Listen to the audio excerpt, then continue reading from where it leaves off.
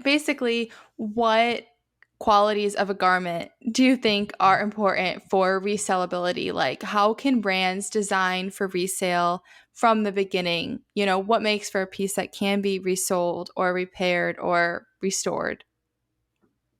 Yeah, absolutely. So maybe obvious, but really choosing quality every step of the way, in material, in construction, in style, like timeless style, right? If you're making extremely trendy pieces, they're going to be really hot this season and then, lose their kind of excitement next season.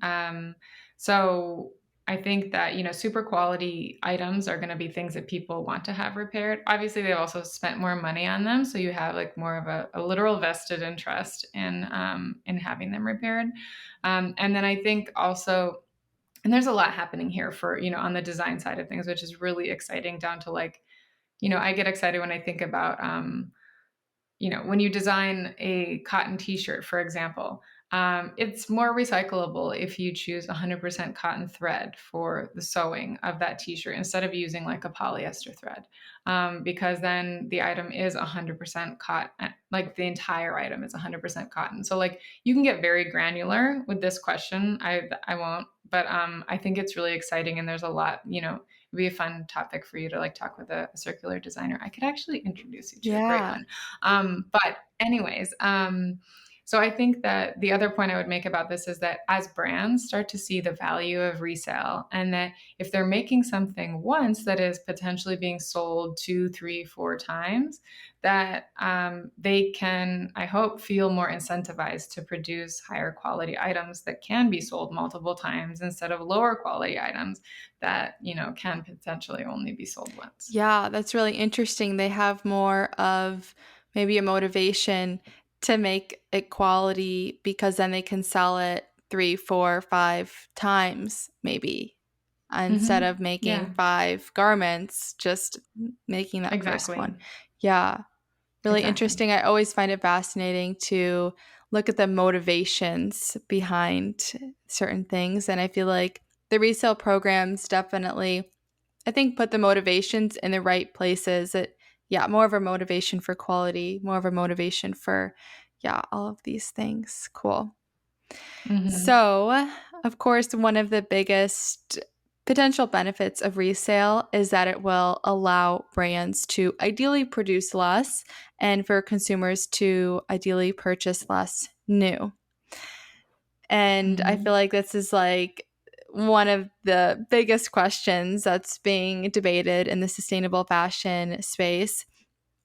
A lot of brands are talking about resale now, a lot of big brands that we didn't expect to get into secondhand, but not many yet are talking about making less new stuff. In fact, some recent data from the retail intelligence platform Edited found that it might actually, fashion might be actually getting even faster after, the past, although 2020 slowed down, 2021 is looking to be at a faster pace even than 2019. So, can you speak to a little bit why that is and how we can maybe get brands to start thinking about slowing down and reducing new production? Hmm. Yeah, I think that one of the kind of key things here is for brands to start to understand that the value, even just in revenue, of resale.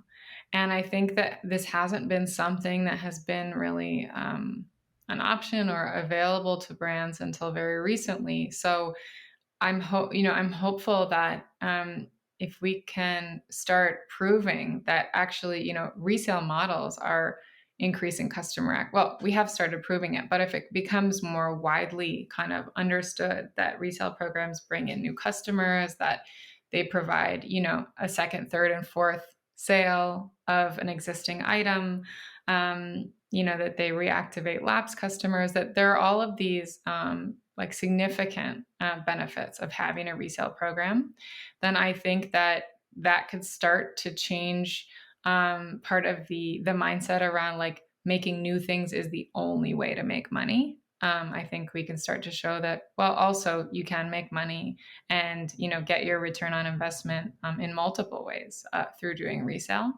So I like, that's a little bit of like a sliver of hope that I have there.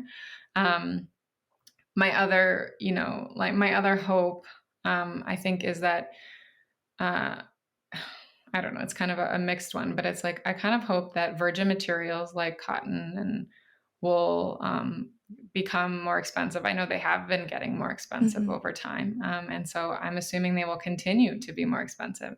And I hope that labor continues to become more expensive, just in terms of, really paying fair wages, so that that will also kind of, I think, de-incentivize super fast fashion. I think, and then kind of coming back to where I started, like in the ThredUP report, right? It says that I think resale is growing like X number times faster than fast fashion, or something like that. So I think that again, it's like, how do we get the people responsible for these fast fashion companies to kind of have a little bit of a, you know, look around and say like, okay, maybe we could be slowing down production and focusing on resale. If revenue is what matters, instead of making $10 billion this way only, what if we made $8 billion this old way and $2 billion this new way, and like that kind of impact. So Yeah. we'll see. Yeah. It's a great question, and there's no perfect answer. Right. Another related concern that has come up is that having a resale program might give brands an excuse to overproduce since they know that there's somewhere for that excess to go.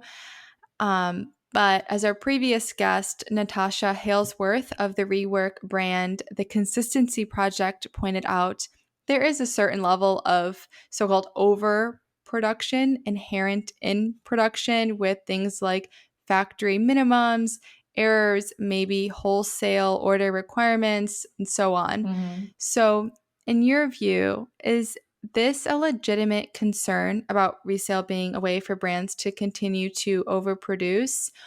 Or is that, maybe a misguided concern? And if it is legit, how can the industry sort of mitigate that? Yeah, I mean, I think that I know, from working, I don't know, from working inside a brand for a long time and just being in the industry for a long time, that this is part of I don't know, the reality of fashion. And I do know, in some cases, I just learned about a brand that's like doing pre-orders only, which I'm kind of like, that's awesome. Good for you. Would love to see more of that. But I understand it's not, reality for a lot of brands now. I think I would just kind of say, go back to what I said before, of that like overproduction is linked to brands believing that the only way to make money is by making new things.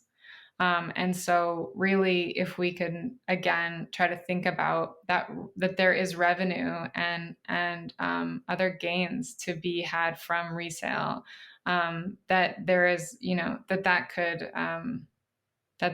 kind of help with this overproduction mindset, that, let's make and sell some new things, and let's not make and sell some existing things. So I think resale really helps brands be smarter about their production, and tap into the inventory that exists in customers' closets, which is, kind of like the big resale unlock, that is super fascinating. Anyway, so yeah.